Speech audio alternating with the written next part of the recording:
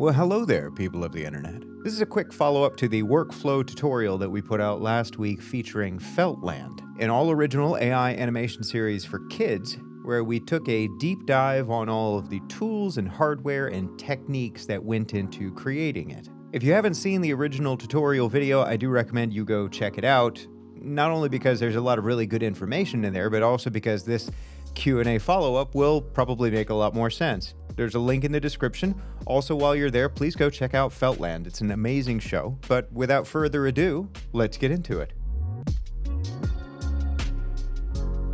So first and foremost, I have to offer up a mea culpa and apologize for a pretty big mistake that I made in that first video. See, I had mentioned that Juan, the creator of that series, had managed to sign up for 5 student accounts on Veo 3, which gave him access to 5,000 free credits per month to generate Veo 3 video clips. But what I failed to realize at the time of recording is that this is actually a promotion that has since ended and is no longer available for new signups. So to those of you who went out and tried to sign up for one of these accounts and were unable to, I do apologize for wasting your time. However, I would like to make it up to you, because there is another promo that Google is offering right now where you can get access to Veo 3 for free. If you go and sign up for a new account on their Google Vertex AI platform, you can get $300 of free credits to play around with. No purchase required. You do have to provide a credit card when you sign up, but it says right there in big bold letters that they will not charge you at the end of the month. So it's just for you to play around with their platform and maybe make something of it. By the way, this isn't a paid promotion. Google doesn't give two shits about me.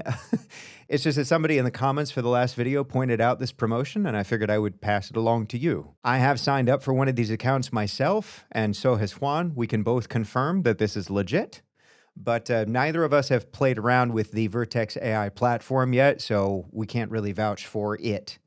We just know that you have access to Veo 3 on it. Anyway, enough about that. Let's get to your questions.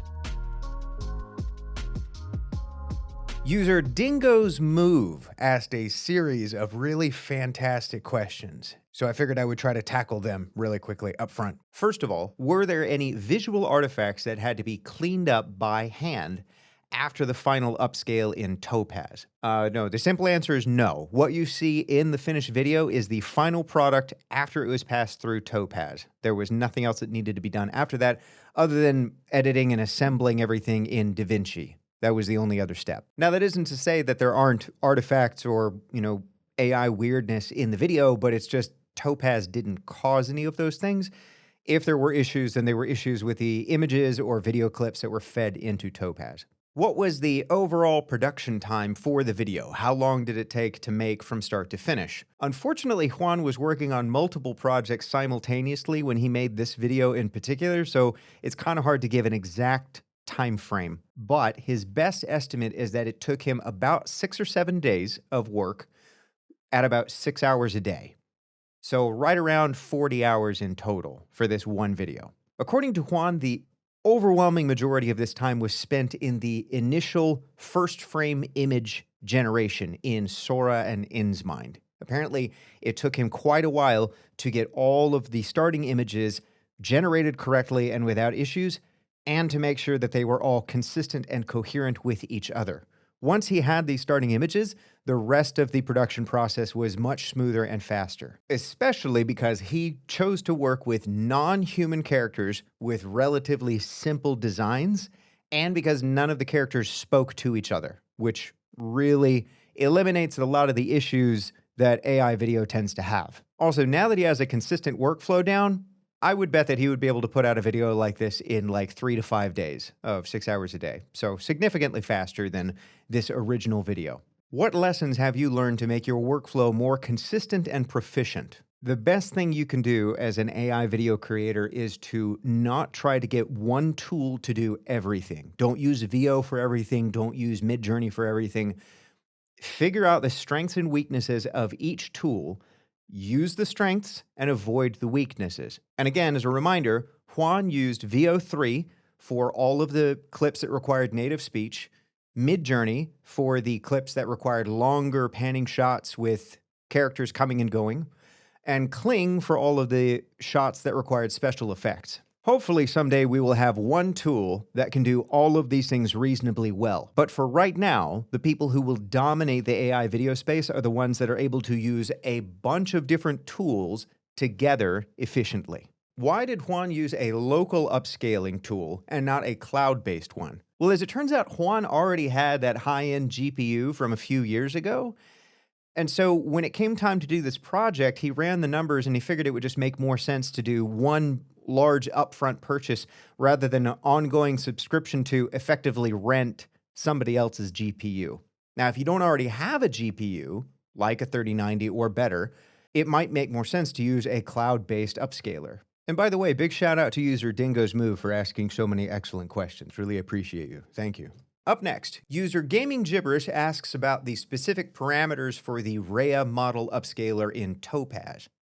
Now, Juan actually responded to this himself in the comments, but I figured I would let all of you know here as well. He ended up not needing to change any of the default settings in the Rhea Topaz model. He just ran it one time with the default settings and he liked the results, so he just left it alone.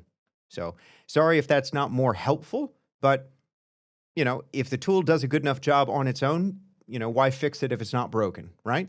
Up next, user Henry Grantham wants to know about how much time it took for him to generate all 30 minutes of clips that were used for the video. Well, again, unfortunately, Juan didn't really track his time for this specific project. And with each of these engines, there's a lot of variability in the time it takes to generate clips based on how many other people are generating at the same time. However, we can extrapolate based on reported user averages. Based on these very approximate calculations that I fed into ChatGPT, these 30 minutes of clips would have taken somewhere between 8 hours and 13 hours total to generate. Now, important to note, a lot of these clips were generated concurrently at the same time, so the actual runtime for generating all of these clips was probably a lot less, but we can't be totally sure. User Dave102693 wants to know the details of the audio and music, the upscaler, and how he was able to edit all of that in DaVinci Resolve. So these are all really big, open-ended questions. I think I could do a whole video on each one of these things, but I will do my best to give something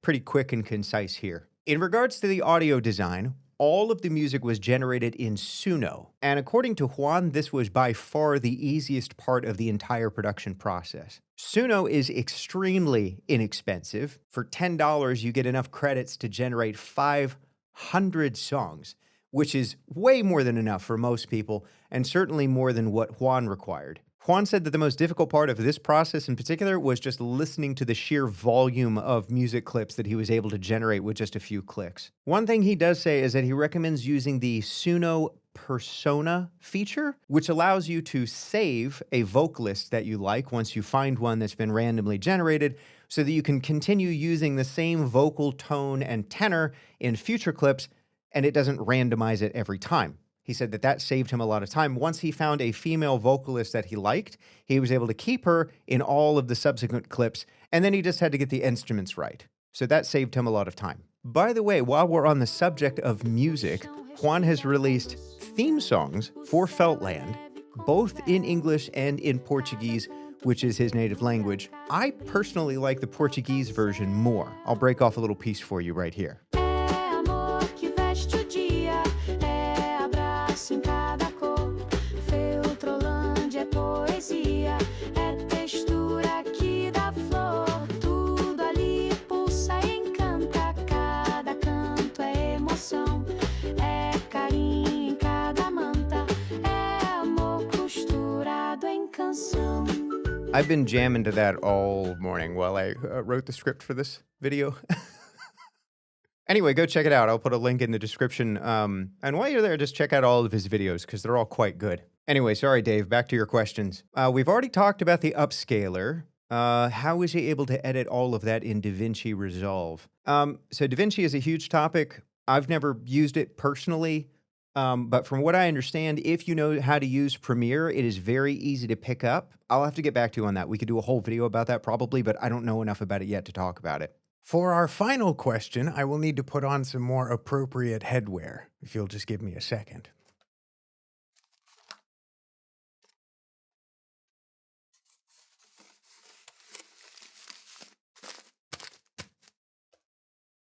All right, buckle up.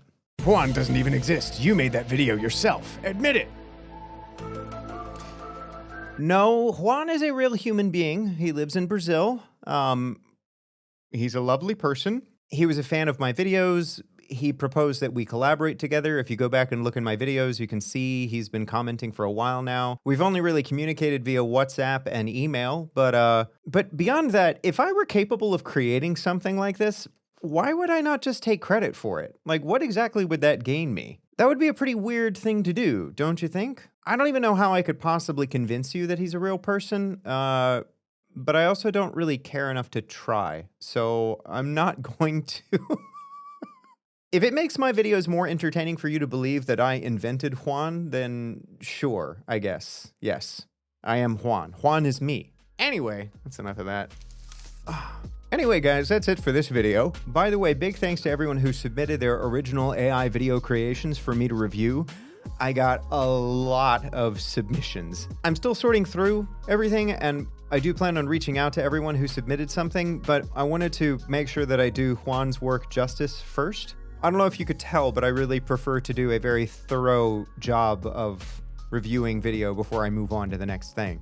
And by the way, if you haven't already, please consider going and checking out Feltland, link in the description. Whether you're an AI video enthusiast or a creator, or you're just looking for something wholesome to show your kids, there really is something for everybody there. It is one of the best AI video creations I have seen on the internet to date.